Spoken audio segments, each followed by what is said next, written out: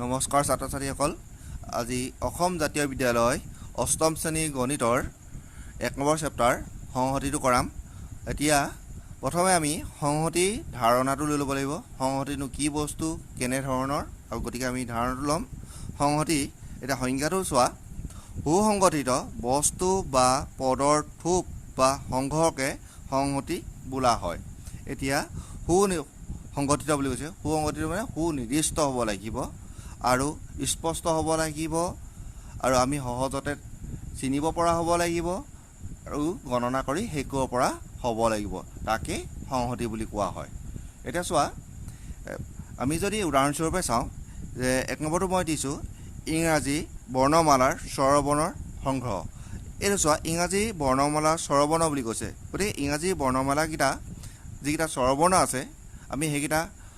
ক'ব পাৰিম বা সেইকেইটা চিনি পাওঁ আৰু সেইকেইটা আমি কি কৰিব পাৰোঁ গণনা কৰিব সহজতে পাৰোঁ গতিকে এইটো হ'ব কি এটা সংহতিৰ উদাহৰণ এতিয়া তোমালোকে চোৱা স্বৰবৰ্ণকেইটা এইকেইটা নহয়নে এ ই আই অ' ইউ ইয়াত কেইটা আছে 1 2 3 4 5টা আমি গণনা কৰি শেষ কৰিব পাৰিলোঁ আৰু এ বুলি ক'লে আমি চিনি পাইছোঁ ই বুলি ক'লে আমি চিনি পাইছোঁ আই বুলি ক'লে চিনি পাইছোঁ অ' বুলি ক'লে চিনি পাইছোঁ ইউ বুলি ক'লেও আমি চিনি পাইছোঁ গতিকে এনেকুৱা চিনি পাব লাগিব তুমি কোৱাৰ লগে লগে চিনি পাব লাগিব আৰু গণনা কৰি শেষ কৰিব পাৰিব লাগিব আৰু স্পষ্ট হ'ব লাগিব তাকে কি বুলি কোৱা হৈছে সংহতি বুলি কোৱা আছে এতিয়া এইটো উদাহৰণ তোমালোকে বুজি পাইছা 2 নম্বৰটো চোৱা অসমৰ জিলাকেইখনৰ সংহতিৰ কথা কৈছে এটা অসমৰ জিলাকেইখন এটা অসমত যিমান কেইখন জিলা আছে বুলি ক'লে তুমি সহজতে ক'ব পাৰিবা বা জিলাখনৰ নাম ক'লে তুমি সহজতে চিনি পাবা গতিকে সেইটো এটা কি হ'ব সংহতি কিন্তু এনেধৰণৰ এটা সংহতি নহয় যিটো ধৰা অসমত তুমি ভাল পোৱা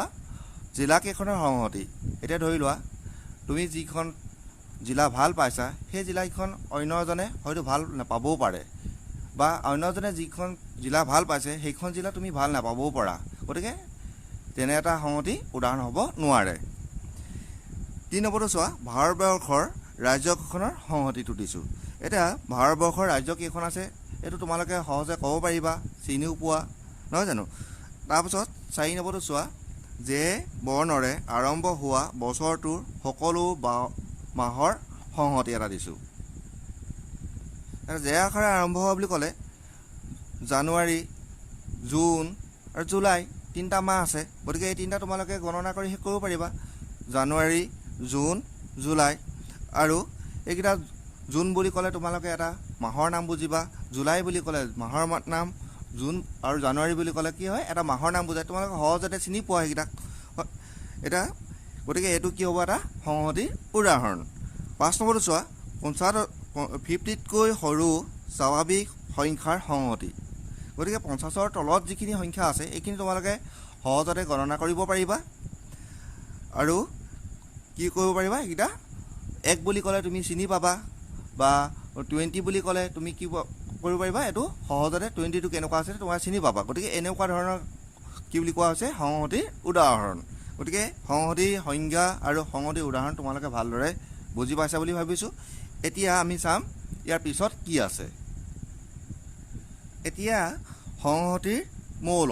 এতিয়া সংহতিৰ মৌল বুলি ক'লে তোমালোকে কি বুজিবা এতিয়া চোৱা যিবোৰ উৎপাদনেৰে সংহতি এটা গঠন হয় সেই উৎপাদনবোৰকে সংহতিটোৰ মৌল বোলে এতিয়া আমি জানিব লাগিব যে উৎপাদন মানে কি আৰু মৌল মানে কি এতিয়া আমি এটা উদাহৰণ লৈছোঁ যে আৰু সংহতি এটা লিখোঁতে সদায় এটা এলফাবেটেৰে তোমালোকে আৰম্ভ কৰিবা আৰু যিটো এলফাবেট দিবা সেইটো কেপিটেল লেটাৰ হ'ব লাগিব এটা চোৱা মই প্ৰথম এলফাবেট এ দিছোঁ তোমালোকে এ নিদি বেলেগ ধৰণেও দিব পাৰিবা বি চি ডি তোমালোকৰ নিজৰ মতেও তোমালোকে লিখিব পাৰিবা খালি এলফাবেটটো তোমালোকৰ কেপিটেল লেটাৰ হ'ব লাগিব এটা চোৱা 10তকৈ সৰু স্বাভাৱিক সংখ্যাৰ সংহতি এটা 10তকৈ সৰু স্বাভাৱিক সংখ্যাৰ সংহতি এতিয়া 10তকৈ সৰু স্বাভাৱিক সংখ্যাকেইটা তোমালোকে চিনি পোৱা গতিকে সেইকেইটা তোমালোকে লিখিব লাগিব এতিয়া চোৱা 1 2 3 4 5 6 7 8 9 এইকেইটা 10তকৈ সৰু স্বাভাৱিক সংখ্যা নহয় জানো গতিকে এইকেইটা হৈছে উৎপাদনে 1 এটা উৎপাদন 2 এটা উৎপাদন 3 এটা উৎপাদন 5 এটা উৎপাদন 8 এটা উৎপাদন 9 এটা উৎপাদন এনেকৈ সকলোবোৰ এটা উৎপাদন আৰু যেতিয়া ইয়াত মৌল বুলি কৈছে মৌল এতিয়া কেনেধৰণে হ'ব আৰু এইখিনি লিখোঁতে তোমালোকে কি কৰিব লাগিব ধনু বন্ধনী ব্যৱহাৰ কৰিব লাগিব এতিয়া চোৱা মৌল হ'বলৈ হ'লে আমি প্ৰত্যেকটো কাষতে কি দিব লাগিব এটা কমা দিব লাগিব তেতিয়া এহেঁতি কি বুজাব এটা মৌল বুজাব এনেকৈ কমা দি গ'লে এটা কি বুজাব মৌল বুজাব গৈ থাকিব গতিকে তোমালোকে লিখোঁতে প্ৰত্যেকটোৰ কাষে কাষে এটা মৌল দিবা এতিয়া ধৰি লোৱা আৰু এটা মই উদাহৰণ দিছোঁ যে যদু মধু ৰাম এতিয়া যদু মধু ৰাম সেইকেইটা কি বুজিছে এটা উপাদান আৰু যদি তাহাঁতক মৌল কৰিবলগীয়া হয় তেতিয়া আমি কি কৰিম ধনু বন্ধনী দি যদু মধু ৰাম লিখি লৈ যদুৰ কাষত কমা মধু কমা আৰু ৰামৰ কাষত কমা নিদিওঁ কাৰণ ৰাম একেবাৰে শেষৰ শব্দটো হ'ব গতিকে বা একেবাৰে শেষৰ নাম হ'ব যিটো একেবাৰে শেষৰ নাম হয় তাৰ কাষত কমা নিদিয়ে তাৰ কাষত কি থাকিব ধনু বন্ধনী থাকিব প্ৰথমতে ধনু বন্ধনী হ'ব আৰু শেষলৈ ধনু বন্ধনী হ'ব আৰু মাজত যিখিনি থাকিব মাজত থকাখিনি প্ৰত্যেকটো কাষে কাষে এটা কমা বহিব আৰু সেইখিনিত কি বুজাব মৌল বুজাব এতিয়া আমি চেপ্টাৰটো আৰম্ভ কৰিম এতিয়া সংহতিৰ প্ৰথম চেপ্টাৰ 1A আমাৰ প্ৰথম প্ৰশ্নটো দিয়া আছে সংহতি বুজোৱা 5টা ভিন্ন সংগ্ৰহৰ উদাহৰণ দিয়া এতিয়া তোমাক কি ক'বলৈ কৈছে 5টা ভিন্ন ভিন্ন মানে বেলেগ বেলেগ ধৰণৰ সংহতি লিখিব উদাহৰণ দি লিখিবলৈ কৈছে এতিয়া চোৱা এটা যদি তোমালোকৰ একেবাৰে নিচেই চিনি পোৱা তোমালোকে সদায় পাই থকা তেনেকুৱা এটা যদি উদাহৰণ হয় তোমালোকৰ মানে অষ্টম মান তোমালোকৰ এটা শ্ৰেণীটো হৈছে অষ্টম মান গতিকে মই কি লিখিছোঁ অষ্টম মান শ্ৰেণীৰ ছাত্ৰসকলৰ সংহতি এটা লিখিছোঁ গতিকে অষ্টম মান শ্ৰেণীত তোমালোকৰ যিটো অষ্টম মান শ্ৰেণী সেই অষ্টম মান শ্ৰেণীত তোমালোকৰ মুঠ ছাত্ৰীৰ কথা সোধা নাই অকল ছাত্ৰ তোমালোকৰ কেইজন আছে তোমালোকে নিজে গম পাবা আৰু সেইকেইজনক তোমালোকে সহজে চিনি পোৱা যদু বুলি ক'লে চিনি পাবা নহয় জানো বা বেলেগ এজনৰ নাম ক'লেও তোমালোকে চিনি পাবা আৰু ছাত্ৰ এতিয়া মুঠ কেইজন ছাত্ৰ আছে বুলি ক'লে তোমালোকে হঠাতে ক'ব পাৰিবা যে 10জন আছে 12জন আছে আৰু মুঠ ছাত্ৰ ছাত্ৰী বুলি ক'লে সেইটো এটা বেলেগ বস্তু মুঠ ছাত্ৰ ছাত্ৰী হ'লে গোটেই মুঠটো বুজাব আৰু এতিয়া অকল ছাত্ৰ বুলি কোৱাৰ কাৰণে তোমাৰ ছাত্ৰ ধৰক 10জন আছে তোমালোকৰ শ্ৰেণীৰ 10জন ছাত্ৰ আছে গতিকে তোমালোকে ঘৰতে ক'ব পাৰিবা যে অষ্টম শ্ৰেণীত ছাত্ৰৰ সংখ্যা 10জন আৰু এইটো এটা কি হৈছে সংহতি বুজাইছে 2 নম্বৰটো চোৱা ইংৰাজী বৰ্ণমালাৰ স্বৰবৰ্ণবোৰৰ সংহতিটো যেনেকৈ ধৰে স্বৰবৰ্ণ মই শিকাইছোঁ এ ই আই অ' ইউ এইকেইটা তোমালোকে কি কৰিবা হিচাপ কৰিব পাৰিবা আৰু ক'ব পাৰিবা আৰু চিনিও পোৱা সেইটো এটা সংহতি হ'ব এতিয়া 3 নম্বৰটো চোৱা ইংৰাজী বৰ্ণমালাৰ 2 নম্বৰটোৰ মই 3 নম্বৰ উত্তৰটো মই আগতে ক'লোঁ 2 নম্বৰটো মই পিছত কৈছোঁ ন আকৌ চোৱা ইংৰাজী বৰ্ণমালাৰ বৰ্ণবোৰৰ সংহতি এতিয়া ইংৰাজী বৰ্ণ বুলি ক'লে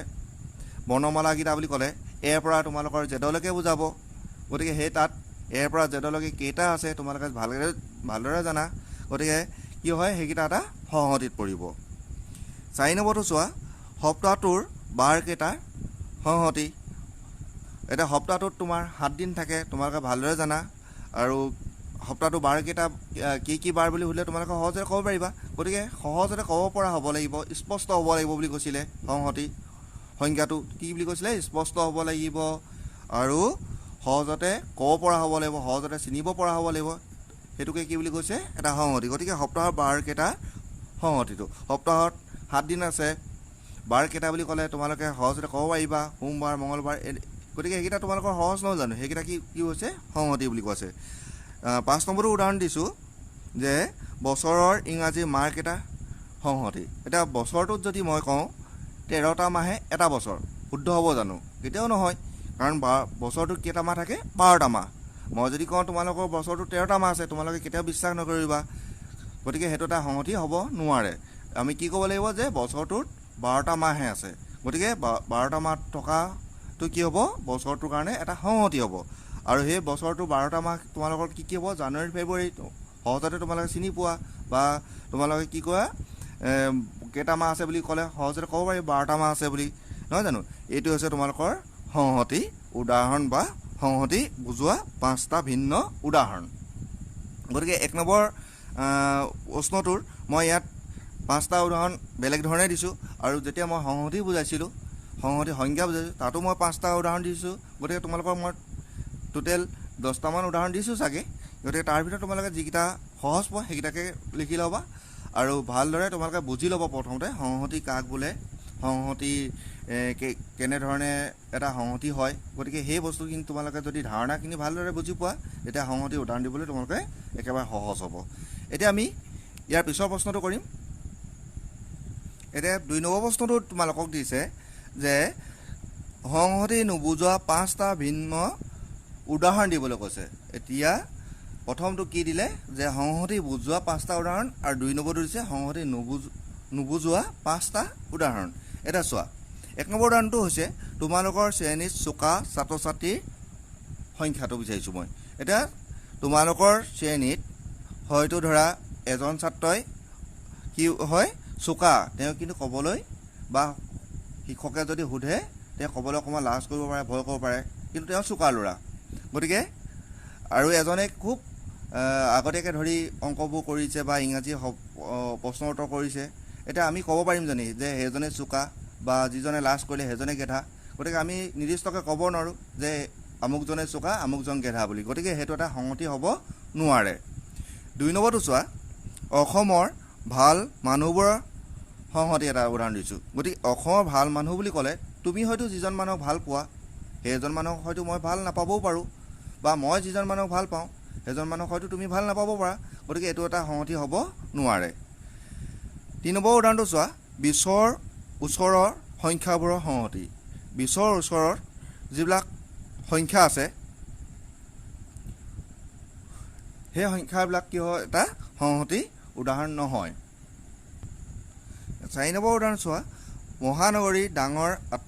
অট্টালিকাবিলাকৰ সংহতিটো এতিয়া চোৱা মহানগৰীত বহুত ডাঙৰ ডাঙৰ ঘৰ দুৱাৰ থাকে নহয় জানো এতিয়া আমি প্ৰতিটোকে আমি ক'ব নোৱাৰোঁ যে এইটো ডাঙৰ তাতকৈ এটা ডাঙৰ বেছি পাব পাৰোঁ বা আমি যিটো ডাঙৰ বুলি কৈছোঁ সেইটোতকৈ বেছি ডাঙৰ এটা আকৌ বেলেগত দেখিব পাৰোঁ গতিকে আমি নিৰ্দিষ্টকৈ ক'ব পাৰিম জানো যে এইকেইটাই চবতকৈ ডাঙৰ বুলি গতিকে ক'ব নোৱাৰোঁ ন যিবিলাক আমি নিৰ্দিষ্ট কৰি দিব নোৱাৰোঁ সেইবিলাক কি হয় সংহতি হ'ব নোৱাৰে 3 নম্বৰ একেবাৰে শেষতো চোৱা 5 নম্বৰটো গণিত পাঠ্যপুথিত থকা সহজ প্ৰশ্নবোৰৰ সংহতি এটা উদাহৰণ দিছোঁ গণিত পাঠ্যপুথি বুলি ক'লে মই তোমালোকৰ 1 নম্বৰ উদাহৰণটোৰ লগত মিলাই দিছোঁ 1 নম্বৰ উদাহৰণটোতে মই কৈছোঁৱে যে তুমি হয়তো অংক ভাল পাব পাৰা বা বেলেগ এজনেও ভাল পাব পাৰে কিন্তু কোনোবা এজনে কৰি আনক দেখুৱাই ভাল পাইছে তেওঁ পাৰোঁ বুলি দেখুৱাব পাৰিছে আৰু কোনোবা এজনে হয়তো অংক কৰি পিনি দেখুৱাব বিচৰা নাই কিন্তু তেওঁ ভালদৰে অংকখিনি জানে গতিকে আমি এই দুজনৰ মাজত এজনক চোকা আৰু এজনক গেধা বুলি আমি ক'ব নোৱাৰোঁ গতিকে এইটো এটা নিৰ্দিষ্ট কৰি দিব নোৱাৰোঁ গতিকে নিৰ্দিষ্ট যেতিয়া নহ'ব গতিকে এইবিলাক কি হ'ব এটা সংহতি হ'ব বা সংহতি এটা উদাহৰণ হ'ব নোৱাৰে গতিকে তোমালোকে 1 আৰু 2 দুটা প্ৰশ্ন ভালদৰে বুজিছা বুলি ভাবিছোঁ এতিয়া আমি 3 নম্বৰ প্ৰশ্নখিনি কৰিম 3 নম্বৰ প্ৰশ্নটো দিয়া আছে এ যুগল ধনুবন্ধনী PQRSTUV হ'লে এইটো বিলংছ মানে হৈছে অন্তৰ্ভুক্ত হৈ থকা মানে ইয়াত থকা বুজাইছে আৰু এইটো কয় ডাছ নট বিলং এইটো নথকা বুজায় গতিকে চিন উপযুক্ত চিনেৰে খালী ঠাই পূৰণ কৰিবলৈ কৈছে এই চিনটোৱে কি বুজাইছে বিলংছ মানে থকা ক'ত থকা এই ধনুবন্ধনীৰ ভিতৰত থকা মৌলবোৰ ইয়াত আছে নাই সুধিছে আৰু এইটোৱে বুজাইছে নথকা ডাছ নট বিলংছ গতিকে এইটো নথকা বুজাইছে এতিয়া চোৱা প্ৰথমটোত দিছে এইটো স্মল লেটাৰ এ দেখিছা তোমালোকে এডাল খালী ঠাই দেখুৱাইছে আৰু এইটো কেপিটেল লেটাৰ এ বুজাইছে এই কেপিটেল লেটাৰ এৰ কথাটো হৈছে কি এইটোৱে বুজি পাইছানে আৰু এই স্মল লেটাৰ এটো হৈছে কি এই যে তোমালোকে ধনুবন্ধনীৰ ভিতৰত দেখিছা এইটো প্ৰতিটো এটা কি বুলি কৈছোঁ মই মৌল যে যদি আমি কমা দি দিওঁ এইটো এটা মৌল বুজাইছে গতিকে এই মৌলখিনিৰ ভিতৰত এই এ মৌলটো আছে নাই সুধিছে গতিকে তোমালোকে চাওকচোন এই এটো ইয়াত আছেনে বাৰু গতিকে আছে নেকি যদি নাই তেতিয়াহ'লে আমি এইটো চিন ব্যৱহাৰ কৰিম আৰু যদিহে এই এটো এই ধনুবন্ধনীৰ মাজত আছে তেতিয়াহ'লে আমি এইটো চিন ব্যৱহাৰ কৰিম এতিয়া চোৱা এই এটোতো ইয়াত তোমালোকে দেখা নাই গতিকে এইটো কি হ'ব ডাজ নট বিলংছ এটা পি আছে নহয় জানো গতিকে এইটো হ'ব বিলংছ এতিয়া এক্স বাৰু ইয়াত আছে নেকি এই এক্সটো এই এৰ মৌলত আছে নেকি সুধিছে গতিকে নাই নহয় গতিকে আমি কি লিখিম ডাজ নট বিলংছ আৰ আছে গতিকে এইটো হ'ব বিলংছ হ'ল এতিয়া এল আছে নে নাই সুধিছে গতিকে এলটো আমি চাই ল'ম এল নাই যদি আমি কি কৰিম ডাজ নট বিলং লিখিম আৰু এইটো আমি এতিয়া অ'টো আছে নাই ইয়াত বাৰু নাই নহয় যে গতিকে এইটো কি হ'ব এইটো চিহ্ন ব্যৱহাৰ কৰিম এছটো আমি পাইছিলোঁ গতিকে এইটো বিলংছ ইউ আমি পাইছোঁ বিলংছ ডব্লিউটো আমি পোৱা নাছিলোঁ গতিকে এইটো হ'ব ডাজ নট বিলংছ আৰু টি আমি পাইছিলোঁ গতিকে এইটো হ'ব বিলংছ মানে এতিয়া গম পাইছা যে যিটো সংখ্যা আছে সেইটো কি হয় বিলংছ আৰু যিটো সংখ্যা নাই সেইটো হ'ব ডাজ নট বিলংছ গতিকে বিলংছ মানে হৈছে অন্তৰ্ভুক্ত হৈ থকা আৰু ডাজ নট বিলংছ মানে হৈছে অন্তৰ্ভুক্ত হৈ নথকা এতিয়া আমি 4 নম্বৰ প্ৰশ্নটো কৰিম আৰু এইখিনিতে আৰু এটা তোমালোকৰ কথা কৈ থওঁ যে এই চিনটোক আৰু এটা নামেৰে জনা যায় দেই এইটো এপচাইলন বুলি কোৱা হয় যেটো তোমালোকক কেতিয়াবা প্ৰশ্নত আহিব পাৰে এই চিনটো দেখুৱাব পাৰে চিনটো কি নামেৰে জনা যায় তেতিয়া তোমালোকে লিখিব লাগিব এইটো গ্ৰীক নামটো হৈছে এপচাইলন তোমালোকৰ পেজ নাম্বাৰ 2ত আছে তোমালোকে কিতাপখনত চাই ল'ব পাৰিবা আৰু আমি পঢ়োতে সদায় কি বুলি পঢ়িব লাগিব এ ডাজ নট বিলংছ এনেকৈ ধৰণে পঢ়া হয় গতিকে এতিয়া আমি 4 নম্বৰটো কৰিম এতিয়া 4 নম্বৰ প্ৰশ্নটো দিছে সত্য নে অসত্য লিখা এতিয়া চোৱা প্ৰথম প্ৰশ্নটো হৈছে 0 বিলংছ এন বিলংছ মানে কি হৈছিলে অন্তৰ্ভুক্ত হৈ থকা এতিয়া এন মানে হৈছে স্বাভাৱিক সংখ্যা তোমালোকে জানা হয় নহয় স্বাভাৱিক সংখ্যা ক'ৰ পৰা আৰম্ভ হয় 1ৰ পৰা গতিকে 0টো তাৰ মাজত অন্তৰ্ভুক্ত হৈ আছে নেকি য'ত তোমালোকে 1ৰ পৰা আৰম্ভহে কৰিবা কিন্তু ইয়াত কি বুলি কৈছে যে 0টো তাৰ মাজত সোমাই আছে বুলি কৈছে 0ৰ পৰা আৰম্ভ হয় বুলি কৈছে গতিকে এইটো কেতিয়াও হ'ব নোৱাৰে স্বাভাৱিক সংখ্যা কিহৰ পৰা আৰম্ভ হয় 1ৰ পৰা গতিকে এইটো কি হ'ব অসত্য 2 নম্বৰটো দিছে 0 বিলংছ আৰ মানে হৈছে বাস্তৱ সংখ্যা এতিয়া তোমালোকে সংখ্যা ৰেখা কেতিয়াবা উপস্থাপন কৰিছা সংখ্যা ৰেখা চাবাচোন যে 0 মাজত থাকে এফালে কি থাকে মাইনাছৰ ঘৰ এফালে কি থাকিব প্লাছৰ ঘৰ এনেকৈ নাথাকে জানো তেতিয়া কি হয় তোমালোকে দুইফালে কি পাইছা প্লাছ মাইনাছ পাইছা ধনাত্মক আৰু ঋণাত্মক পাইছা আৰু 0ও পাইছা হয় নহয় গতিকে আমি এইটো ক'ব পাৰোঁ যে বাস্তৱ সংখ্যা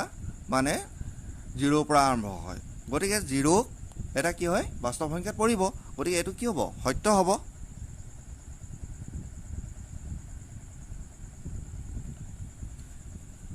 আৰু 3 নম্বৰটো দিছে যে -1 বিলংছ জেড মানে হৈছে তোমাৰ অখণ্ড সংখ্যা এটা তোমালোকে কি বুজিবা যে অখণ্ড সংখ্যা কি হয় ধনাত্মক আৰু ঋণাত্মক সকলোবোৰ সংখ্যাকে কি বুলি কোৱা হয় অখণ্ড সংখ্যা বুলি কোৱা হয় গতিকে ইয়াত -1 দিছে -1 থাকিব লাগিব কাৰণ কেলৈ ধনাত্মক আৰু ঋণাত্মক এইটো হৈছে ঋণাত্মক চিন -1 মানে হৈছে ঋণাত্মক সংখ্যাত পৰিছে গতিকে এইটো কি হ'ব সত্য হ'ব আমি এইটো কি লিখিব পাৰোঁ সত্য লিখিব পাৰোঁ 4 নম্বৰটো চোৱা 2/3 বিলংছ কিউ বুলি কৈছে এতিয়া 2/3 বিলংছ কিউ এটা কিউ মানে হৈছে পৰিমেয় সংখ্যা হ'বলৈ কি হ'ব লাগিব p/q আহি পাব লাগিব অৰ্থাৎ আমি ভগ্নাংশৰ ৰূপত পাব লাগিব গতিকে এটা 2/3 এইটো কিহত আছে ভগ্নাংশৰ ৰূপত আছে গতিকে এইটো কি হ'ব তোমালোকৰ সত্য হ'ব আকৌ কৈছোঁ চোৱা 2/3 বিলংছ কিউ মানে হৈছে পৰিমেয় সংখ্যা হ'বলৈ হ'লে কি হ'ব লাগিব ভগ্নাংশ থাকিব লাগিব এতিয়া 2/3 এটা ভগ্নাংশৰ ৰূপত আছে গতিকে আমি কি লিখিব পাৰোঁ ইয়াক সত্য বুলি লিখিব পাৰোঁ এটা 5 নম্বৰটো কৈছে হয় এইটো 5 নম্বৰ -4/5 বিলংছ আৰ মানে বাস্তৱ সংখ্যা আছিলে বাস্তৱ সংখ্যা কি পাইছিলোঁ 0কে ধৰি সকলোবোৰ ধনাত্মক আৰু ঋণাত্মক সংখ্যা কি বুলি কৈছিলোঁ আমি বাস্তৱ সংখ্যা বুলি কৈছিলোঁ গতিকে এইটো কি হৈছে ভগ্নাংশত আছে -4/5 এইটো এটা বাস্তৱ সংখ্যা হয় গতিকে এইটো কি হ'ব সত্য হ'ব তাৰপিছত প্ৰশ্নটো চোৱা যে √2 বিলংছ কিউ মানে হৈছে পৰিমেয় সংখ্যা আৰু পৰিমেয় সংখ্যা যদি হ'বলৈ হয় তেতিয়াহ'লে √, চাইনটো থাকিব নালাগিব এইটো এটা তোমালোকে ইম্পৰ্টেণ্ট কিন্তু এটা কি হ'ব আছে ইয়াত √, আছে যদি √, হয় তেতিয়াহ'লে এইটো হ'ব অপৰিমেয় গতিকে ইয়াৰ √, থকা মানে কি বুজাইছে এতিয়া অপৰিমেয় সংখ্যা এতিয়া এইটো কিউটোৱে কি বুজাইছিলে পৰিমেয় কিন্তু √, চাইনটো কি বুজাইছিলে অপৰিমেয় গতিকে এইটো এটা অপৰিমেয় হয় এইটো পৰিমেয় হ'ব নোৱাৰে এইটো তেতিয়াহ'লে কি হ'ব অসত্য হ'ব তাৰপিছত হৈছে পাই বিলংছ কিউ এতিয়া চোৱা পৰিমেয় সংখ্যাত কিন্তু পৰিমেয় সংখ্যা হ'বলৈ হ'লে কি হ'ব লাগিব পাই চিনটো থাকিব নালাগিব যেনেকৈ √, হ'লে মানে অপৰিমেয় হয় তেনেকৈ পাই থাকিলেও কি হয় অপৰিমেয় হয় গতিকে এইটো কি হ'ব অসত্যই হ'ব এইটো দিছে 22/7 বিলংছ কিউ আৰু কিউ মানে তোমালোক কি বুলি কৈছোঁ পৰিমেয় সংখ্যা বুলি কৈছিলোঁ পৰিমেয় সংখ্যা হ'বলৈ হ'লে কি হ'ব লাগিব ভগ্নাংশ থাকিব লাগিব এটা 22/7 এইটো ভগ্নাংশত আছে গতিকে এইটো হ'ব কি সত্য আৰু 9 নম্বৰটো চোৱা 4 বিলংছ n মানে স্বাভাৱিক সংখ্যাৰ ভিতৰত 4টো পৰে গতিকে 4টো আমি কি বুলি জানো স্বাভাৱিক সংখ্যা বুলি জানো গতিকে এইটো কি হ'ব সত্য আৰু গৈ আমি একেবাৰে শেষৰ প্ৰশ্নটো পালোগৈ শেষৰ প্ৰশ্নটো কি দিছে -5 বিলংছ w মানে হৈছে পূৰ্ণ সংখ্যা কেতিয়াও কি হৈছে ঋণাত্মকত থাকিব নোৱাৰে কিয় থাকিব ধনাত্মকত থাকিব লাগিব গতিকে এইটো ঋণাত্মকত দিলে এইটো ঋণাত্মকত দিয়া মানে কি হৈছে ই অসত্য বুজালে হয়নে গতিকে এতিয়া আমাৰ 4 নম্বৰ প্ৰশ্নটো সমাধান সম্পূৰ্ণ হ'ল গতিকে ইয়াৰ পিছৰ যিখিনি 5 নম্বৰ কুৱেশ্যন আছে 5 নম্বৰ কুৱেশ্যনৰ পিছৰখিনি আমি ইয়াৰ নেক্সট ভিডিঅ'ত কৰিম তোমালোকে চাবলৈ নাপাহৰিবা থেংক ইউ